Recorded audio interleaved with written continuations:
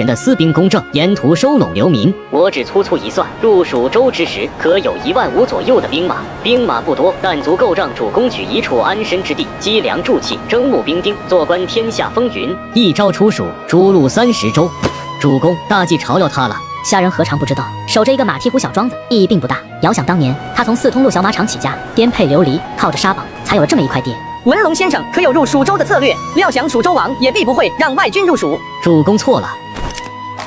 如今的蜀州4分5裂，单蜀州王都有3个。我觉着这正好是主公的机会。小侯爷给主公的铁矿卷宗，并非在内城里，刚巧离这蜀州也不算太远，到时候主公一样能取。我估摸着这处铁矿之地，知道的人并不会多。虾仁沉默点头，不得不说，贾州所考虑的入蜀计划确实是周全。蜀州的3王各自声愿，若是把握得好，主公全占蜀州也说不定。再以蜀州为跳板，则大事可期。不过主公现在还不能离开，为何？冬日风雪是一个原因，其事则是另外一个原因。文龙怎么说？若无大义名分，主公带着9000人，到时候不过是一支普通义军。但主公做了些天下留名的事情，则不同了。这世道原本就是如此，活着的人不讲大义，却偏偏你做大事则需要一份大义。文龙先生言之有理。年关越来越近了，贾州的这一句让虾仁没由来的心头一涩。年关近，便意味着袁桃身中奇毒的死期，也意味着定江山的事情不能再拖下去。我知主公的心思，若是怕被牵连，便先把庄子里的人转移出内城。然后呢？请主公入朝，大计不得民心，而主公入朝，与2位侯爷合力举事，不管成功与否，势必会名动天下。文龙，你先前不是这样说。先前是先前，现在是现在。作为主公的谋士，我不能陷入时局。年关一过，小侯爷会死，定北侯年入古稀，也没有多少时间了。到时候只剩主公一个，必然占尽了大义名分。主公须知，无人会当你反贼，只会把你当做救世的英雄。请主公入朝。虾仁沉沉而坐，认真考虑着贾州的话，大计要滥用他，这是铁的事实。即便袁桃回了天，也只不过是强行续命，到时候势必又是天下纷争的局面。文龙，我如何入朝？莫非去长阳城与小侯爷说吗？不对，主公并不知，实则在早些时候，小侯爷便想用你这枚棋子了，但因为定远侯的关系，你暂时是被搁置。这怎么说？主公的子爵官牌。子爵官牌。这枚子爵官牌，或许主公并不觉得有用，但即便是卖官鬻爵，认真来说，在大计里，主公也是4等子爵。年关皇宫里的群臣殿议，主公自可参加。文龙，你若是不说，我还不知道被小侯爷布了棋盘。小侯爷救国独木难支，这是正常不过的事情。主公要这么想，偌大的一个大计，偏只有1位病入膏肓的小侯爷，以及另1位年入古稀的老将军，愿意共赴国难。余下的人放眼看去，满朝文武尽是偷生起活之辈。主公，这2人是不是英雄？我知。虾仁沉沉起身，眼眸里多了丝决然。具体的事宜，主公还需要与2位侯爷相商，确认之后，可以让臣头领带着庄人先行避开内城的烽火。外头风冷，还请主公带上门。走出贾州的屋子，虾仁依然心事重重。在李府，李如成让他留着火种，估摸着更大的意思是想护着他，间接护着孙女李大婉。这事情他不去，即便不是什么大义名分，心底里也会不舒服。我这一生活的荒唐，30余年，庸碌且蹉跎的岁月，文不能安一国之邦，武不能定一朝江山，只将满腹的夙愿说与山鬼来听，寻了来生路，且让我做个农家子吧。兵部有令，全城戒严，速速退去。顾英撵过去。好大的狗胆，认不清是谁的车驾吗？小侯爷，兵部有令，小侯爷不可出官道。我只讲一遍，推开。严刀尉，我也是奉命行事。话我不会说第2遍。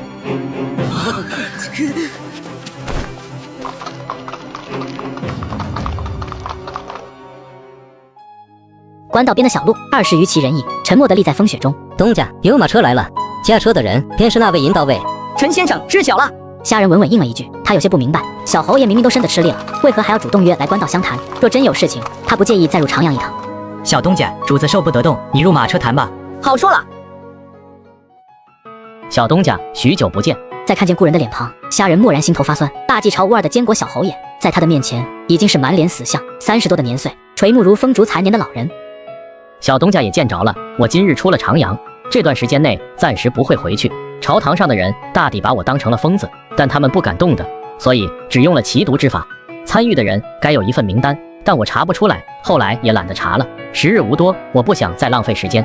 侯爷打算怎么做？奸相和幼帝已经情同父子，拆不断关系了。认真来说，我那位小侄已经被带歪了路。我有打算重新立一位皇帝，事成之后再挑选贤臣辅国。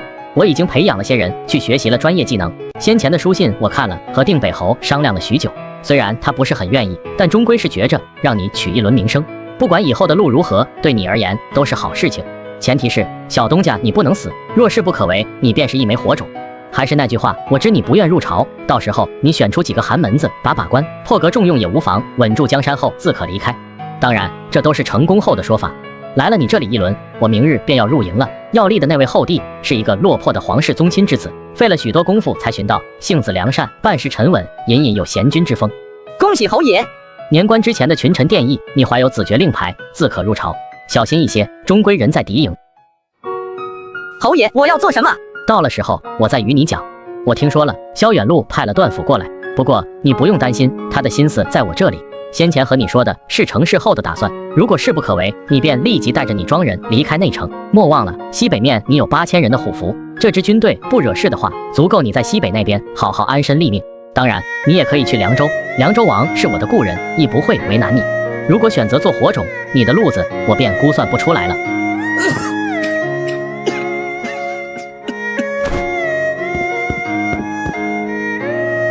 该说的我都与你说了，这段时间之内，你在内城切莫小心，有事情的话，我会让顾英过来。这个给你。侯爷，这是免死金牌，却是也叫丹书铁卷。出长阳的时候，我去了一趟总司方，将你的名字书于我家谱之下。侯爷，这太贵重了，拿着吧。有了这份铁券，未惹非议，萧远路那边暂时不会动你，但我希望你明白，若有一日大计崩塌，这铁券便如一张废纸。家人多谢侯爷。原本还有些东西要给你，事情太快，而我的时间太少，便只能作罢。侯爷对我已经很恩义了，你值得。这一年大忌都是雨雪，雨来得急，雪来得凶。我在雨雪之中，什么都看不清了。吴帝，我只争最后一回。虾仁沉默而立，心底听的不是滋味。风雪之中，袁陶的马车重新驶入了冬日的霜寒，没有阳光拉扯下，近黄昏天，整个世界便要暗了。东家，我等也回吧，今夜恐有大雪。上马，我等踏碎风雪。愿随东家踏碎风雪。愿随东家踏碎风雪，愿随东家踏碎风雪，愿随东家踏碎风雪，愿随东家踏碎风雪。约莫过了2-3日，长四郎亲自把2000车的粮食冒着风雪送了过来，密密麻麻的一大片，堆满了马蹄湖的空地。让你娶婉婉，你当真是娶了？哎，我寻思着我也不丑，能文能武的，家里也好歹算个大户，这没道理的，他偏偏就喜欢你。爱情像条狗儿，咬了我一口，然后就撂着狗腿跑远了，都不带回头的。嘿嘿，那可能是你泡妞的本事不行。哈哈，小东家也该知道了，内城最近调了很多迎兵，朝堂上那位宰辅把附近的迎兵都抽来了，你可知有多少人？不知。9万。你觉得小陶陶那边会有多少人？不知。呵呵，这事情没胜算，萧狗相一直等着这一局呢。小陶陶的事情已经是一个死局，大忌的事情也是一个死局。他是我的老友，一起玩尿泥长大的。我带着他偷看了17个寡居妇，6个没出阁的姑娘。第一次去清馆，他扭捏地站在大堂，差点被招来的老鸨子扯烂了袍子。那一年他说要去天下30州转一圈，我红着眼像傻子一样送了80里路。再往后，我与他的路子便开始不对了。长四郎叹出一口气，顿住声音，气氛一时变得安静下来。虾仁不知道面前的长四郎是由心而发，还是在向他打感情牌。都没有错，要说有错的便是这个世道。小东家，我觉着吧，世道有错，我等要做的便是改变世道。不知常少爷是什么意思？定北侯那边是把半面虎符给你了。却是。若是大计生乱，小东家当如何？到时候真没办法，我只能去西北那边。那边都是作乱的马匪，你有几个好胆？若不然，我给你指一条路。什么路？你与我一起救天下苍生于水火，颠覆王朝。好，颠覆王朝，我明日便去招募10万流民，还请常少爷供给粮草。驴儿草的，每次都是这样，我真不明白你到底想要做什么。想活着，一开始就是如此。却是，你如今难得混出了个模样。小东家，你要知道，小陶陶出了事情，没人能保住你。若有一日你我谋见不同，也有可能会变成敌人。常少爷也提过，我当时被20余的官军追杀，尚且不愿意寄人篱下，如今更是不愿。有些迂腐，你的这副脾气，除非是自己杀出一条路子，否则迟早要翻船。最后这2000车粮食，全当你吊打了4大户的赌约，以后莫要来常家镇了。小东家，年关之前，劝你早些离开内城。多谢常少爷。腊月之期，年关的气氛越来越浓。庄子里，贾周让人取了红纸，提笔写下了一张张的联儿。小狗福带着孩子帮，开始入林子拾枯枝，绑了新扫帚，准备扫尘。东家，陈先生那边来了话，2000车的粮食都到了山列村，在祠堂附近搭了仓库。正好，陈胜，这段时间开始，你和黑夫也带着庄人先去山列村那边。东家放心，若是我双臂齐全，便能跟着东江杀敌了。别胡说，盛戈尔在我心底是夏家庄的大功臣，若当初没有盛戈尔帮着讨命，我早死在望州了。你我兄弟一场，这等的话切莫再说了。东家，别整天哭哭啼啼的，去吧。风雪中，整个夏家庄4世一下子都忙碌起来。直到过了晌午，马蹄湖外的小路传来阵阵的马蹄声，正在检查刀器的虾人皱着眉头起了身。东家是官军，千刀几人？至少500-600的人影。该死，是那个老童生，他怎地也能骑马了？尤文才，却是东家，我去喊青龙营的兄弟。千刀把山猎弓手也喊来，我倒要看看他想干什么。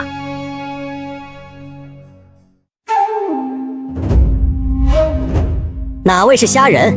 我就是。兵部下了剿匪令，你听好了。大纪兴武18年暮春，流民虾人于漠南镇外的荒地，无端端杀5行8人，弃尸荒野。